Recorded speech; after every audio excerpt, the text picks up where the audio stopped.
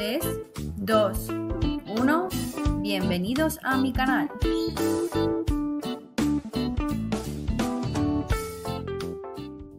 Las resoluciones procesales, regulado en los artículos 206 y siguientes de la Ley de Enjuiciamiento Civil.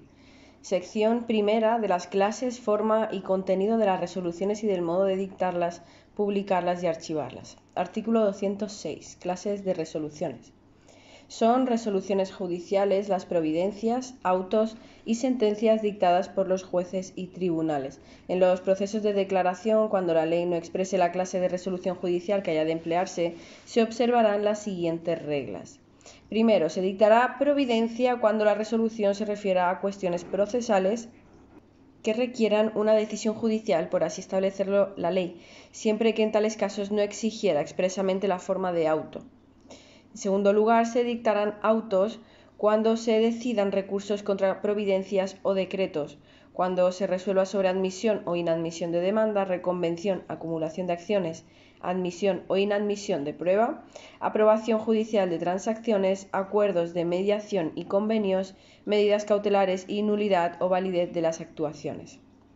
También revestirán la forma de auto las resoluciones que versen sobre presupuestos procesales, anotaciones e inscripciones registrales y cuestiones incidentales, tengan o no señalada en esta ley tramitación especial, siempre que en tales casos la ley exigiera decisión del tribunal, así como las que pongan fin a las actuaciones de una instancia o recurso antes de que concluya su tramitación ordinaria, salvo que respecto de estas últimas la ley hubiera dispuesto que deban finalizar por decreto.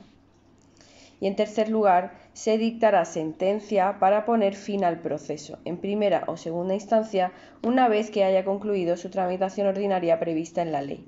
También se resolverán mediante sentencia los recursos extraordinarios y los procedimientos para la revisión de sentencias firmes. Las resoluciones de los letrados de la Administración de Justicia se denominarán diligencias y decretos. Cuando la ley no exprese la clase de resolución que haya de emplearse, se observarán las siguientes reglas. En primer lugar, se dictará diligencia de ordenación cuando la resolución tenga por objeto dar a los autos el curso que la ley establezca. En segundo lugar, se dictará decreto cuando se admita a trámite la demanda, cuando se ponga término al procedimiento del que el secretario tuviera atribuida competencia exclusiva y en cualquier clase de procedimiento cuando fuere preciso o conveniente razonar lo resuelto. Y en tercer lugar, se dictarán diligencias de constancia, comunicación o ejecución a los efectos de reflejar en autos hechos o actos con trascendencia procesal. Si os fijáis, las diligencias de ordenación las diferencia del resto de diligencias porque estas son las únicas que luego tienen opción a ser recurridas. Las otras no son recurribles. En los procesos de ejecución se seguirán en lo que resulten aplicables las reglas establecidas en los apartados anteriores.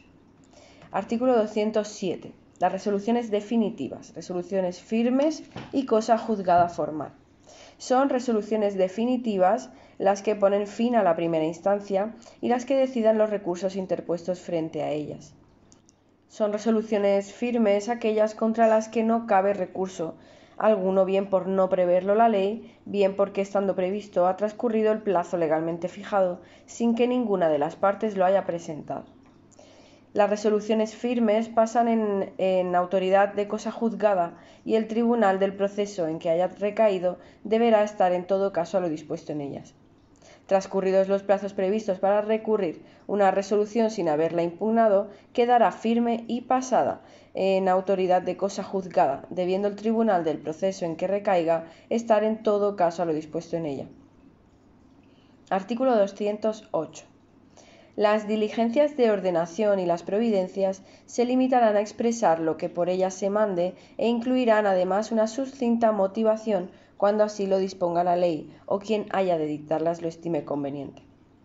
Los decretos y los autos serán siempre motivados y contendrán en párrafos separados y numerados los antecedentes de hecho y los fundamentos de derecho en los que se base la subsiguiente parte dispositiva o fallo.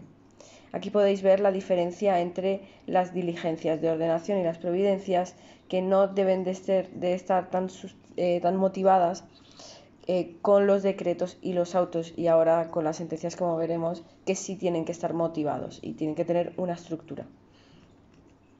Si se tratará de sentencias y autos, habrá de indicarse el tribunal que las dicte con expresión del juez o magistrado que lo integren y su firma o indicación del nombre del ponente, cuando el tribunal sea colegiado. En el caso de providencias dictadas por salas de justicia, bastará con la firma del ponente. En las resoluciones dictadas por los letrados de la Administración de Justicia se indicará siempre el nombre del que la hubiere dictado con extensión de su firma. Toda resolución incluirá la mención del lugar y fecha en que se adopte y si la misma es firme o si cabe algún recurso contra ella, con expresión, en este último caso, del recurso que proceda del órgano ante el que debe interponerse y del plazo para recurrir. Artículo 209. Las sentencias se formularán conforme a lo dispuesto en el artículo anterior y con sujeción además a las siguientes reglas. Primero, en el encabezado deberán expresarse los nombres de las partes y cuando sea necesario la legitimación y representación en virtud de las cuales actúen, así como los nombres de los abogados y procuradores y el objeto del juicio. En segundo lugar, en los antecedentes de hecho se consignarán con claridad y con la concisión posible y en párrafos separados y numerados las pretensiones de las partes o interesados, los hechos en que las funden, que hubieren sido alegados oportunamente y tengan relación con las cuestiones que hayan de resolverse, las pruebas que se hubiesen propuesto y practicado y los hechos probados en su caso. En tercer lugar, en los fundamentos de derecho se expresarán en párrafos separados y numerados los puntos de hecho y de derecho fijados por las partes y los que ofrezcan las cuestiones controvertidas, dando las razones y fundamentos legales del fallo que haya de dictarse con expresión concreta de las normas jurídicas aplicables al caso. Y cuarto, el fallo, que se acomodará a lo previsto en los artículos 216 y siguientes, contendrá numerados los pronunciamientos correspondientes a las pretensiones de las partes, aunque la estimación o desestimación de todas o alguna de dichas pretensiones pudiera deducirse de los fundamentos jurídicos, así como el pronunciamiento sobre las costas. También determinará en su caso la cantidad objeto de la condena sin que pueda reservarse su determinación para la ejecución de la sentencia, sin perjuicio de lo dispuesto en el artículo 219 de esta ley. Artículo 210. Salvo que la ley permita diferir el pronunciamiento, las resoluciones que deban dictarse en la celebración de una vista, audiencia o comparecencia ante el tribunal o letrado de la Administración de Justicia se pronunciarán oralmente en el mismo acto, documentándose este con expresión del fallo y motivación sucinta de aquellas resoluciones. Pronunciada oralmente una resolución, si todas las personas que fueren parte en el proceso estuvieren presentes en el acto por sí o debidamente representadas y expresaren su decisión de no recurrir, se declarará en el mismo acto la firmeza de la resolución. Fuera de este caso, el plazo para recurrir comenzará a contar desde la notificación de la resolución debidamente redactada. En ningún caso se dictarán oralmente sentencias en procesos civiles. Es decir, el artículo te habla de resoluciones orales, no de sentencias. En la vista se pueden llevar a cabo muchos tipos de resoluciones, por ejemplo, de un recurso de reposición en el mismo acto de la vista y que se resuelve en el acto, o una proposición de una prueba que no sea admitida, por ejemplo, una protesta y demás. Pero ya te deja claro el artículo que nunca se podrán dictar sentencias orales en los procesos civiles, cosa que cambia en los procesos penales. Artículo 211. Las resoluciones de tribunales y letrados de la Administración de Justicia serán dictadas dentro del plazo que la ley establezca. La inobservancia del plazo dará lugar a corrección disciplinaria a no mediar justa causa que se hará constar en la resolución. Artículo 212. Las sentencias y demás resoluciones definitivas, una vez extendidas y firmadas por quienes las hubieran dictado, serán publicadas y depositadas en la oficina judicial, ordenándose por el letrado de la Administración de Justicia su notificación y archivo, dándoseles publicidad en la forma permitida u ordenada en la Constitución y las leyes. Sin perjuicio de lo establecido en el párrafo segundo del apartado 1 del artículo 236, quinquies de la Ley Orgánica 6/1985 de 1 de julio del Poder Judicial, se permitirá a cualquier interesado el acceso al texto de las sentencias o a determinados extremos de las mismas. Este acceso solo podrá llevarse a cabo previa disociación de los datos de carácter personal que los mismos contuvieran y con pleno respeto al derecho de la intimidad, al derecho a las personas que requieran un especial deber de tutela, a la garantía del anonimato de los perjudicados cuando proceda, así como con carácter general para evitar que las sentencias puedan ser usadas con fines contrarios a la ley. Las sentencias que se dicten en los procedimientos sobre la aplicación de los artículos 81 y 82 del Tratado de la Comunidad Europea o los artículos 1 y 2 de la Ley de Defensa de la Competencia se comunicarán por el letrado de la Administración de Justicia a la Comisión Nacional de la Competencia. Los letrados de la Administración de Justicia pondrán en los autos certificación literal de las sentencias y demás resoluciones definitivas. 213. El libro de sentencias.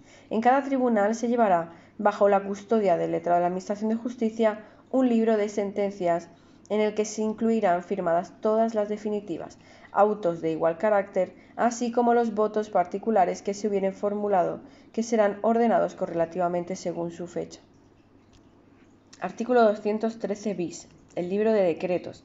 En cada tribunal se llevará bajo la responsabilidad y custodia del letrado de la Administración de Justicia un libro de decretos en el que se incluirán firmados todos los definitivos, que serán ordenados cronológicamente. 214. Los tribunales no podrán variar las resoluciones que pronuncien después de firmadas, pero sí aclarar algún concepto oscuro y rectificar cualquier error material de que adolezcan.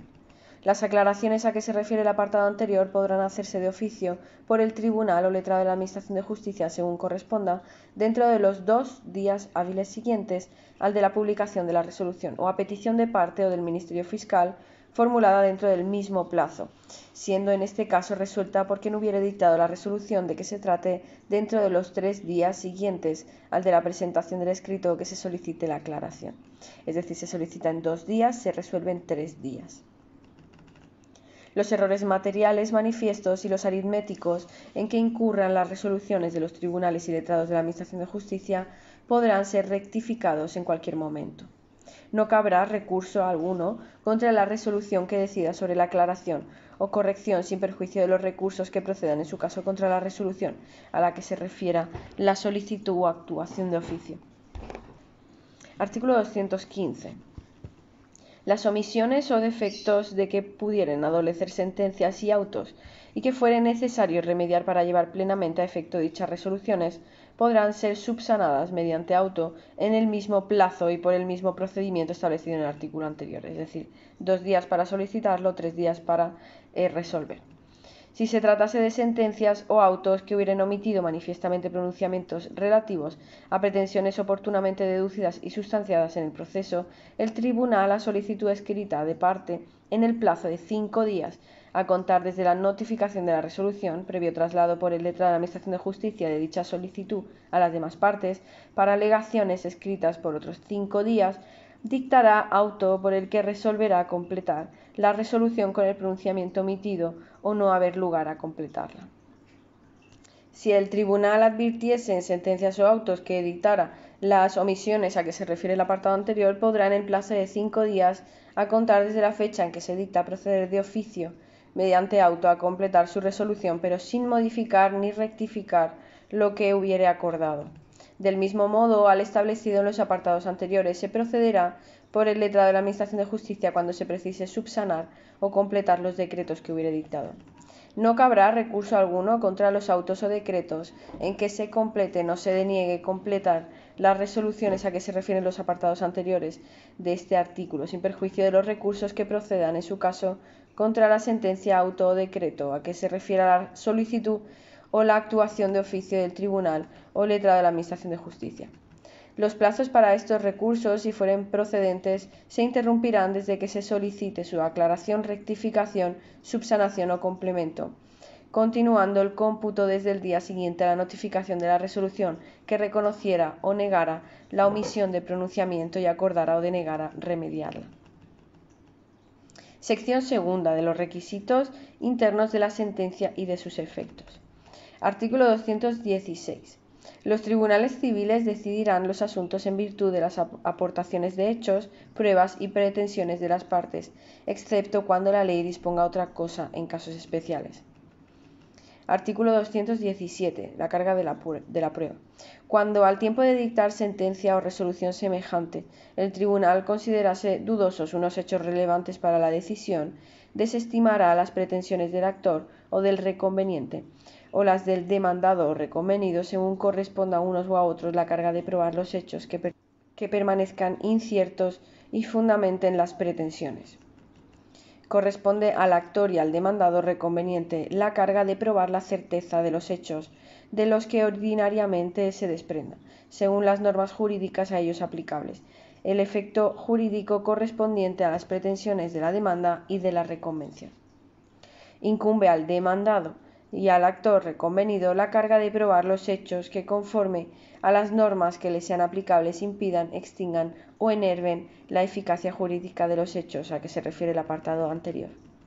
En los procesos sobre competencia desleal y sobre publicidad ilícita, corresponderá al demandado la carga de la prueba de la exactitud y veracidad de las indicaciones y manifestaciones realizadas y de los datos materiales que la publicidad exprese respectivamente.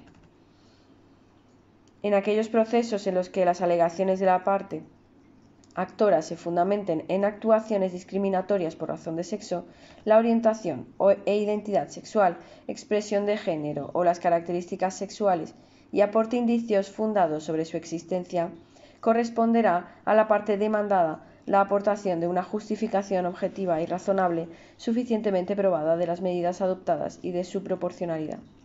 A los efectos de lo dispuesto en el párrafo anterior, el órgano judicial de oficio o a instancia de parte podrá recabar informe o dictamen de los organismos públicos competentes.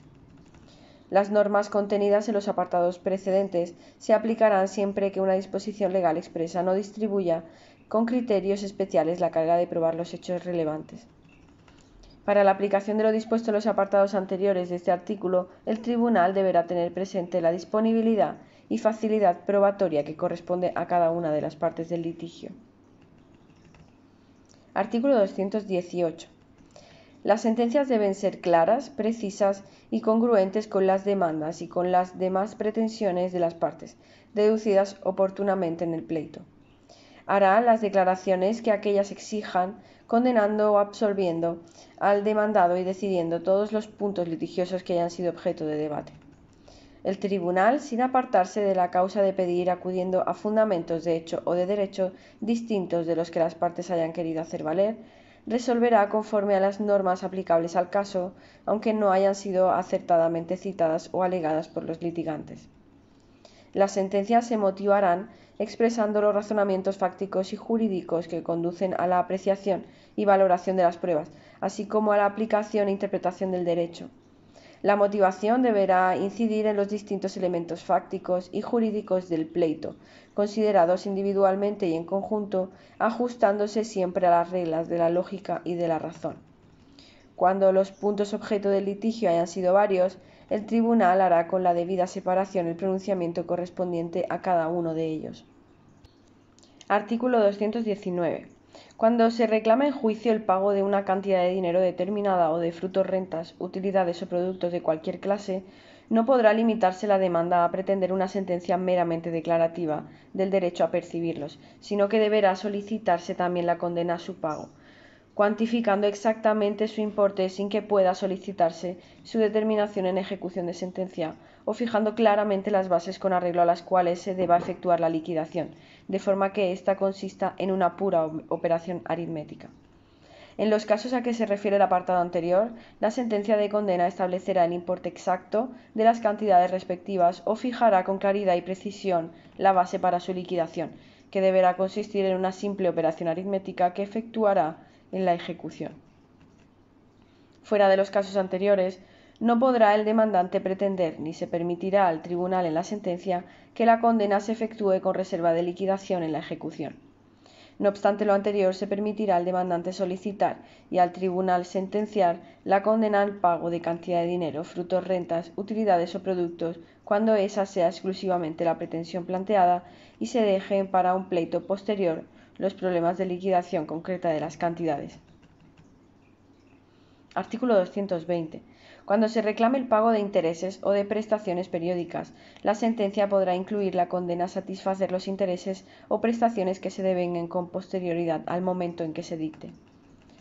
En los casos de reclamaciones de rentas periódicas, cuando la acción de reclamación se acumule a la acción de desahucio por falta de pago o por expiración legal o contractual del plazo, y el demandante lo hubiera interesado expresamente en su escrito de demanda, la sentencia, el auto o el decreto incluirán la condena a satisfacer también las rentas debidas que se deben con posterioridad a la presentación de la demanda hasta la entrega de la posesión efectiva de la finca, tomándose como base de la liquidación de las rentas futuras el importe de la última mensualidad reclamada al presentar la demanda.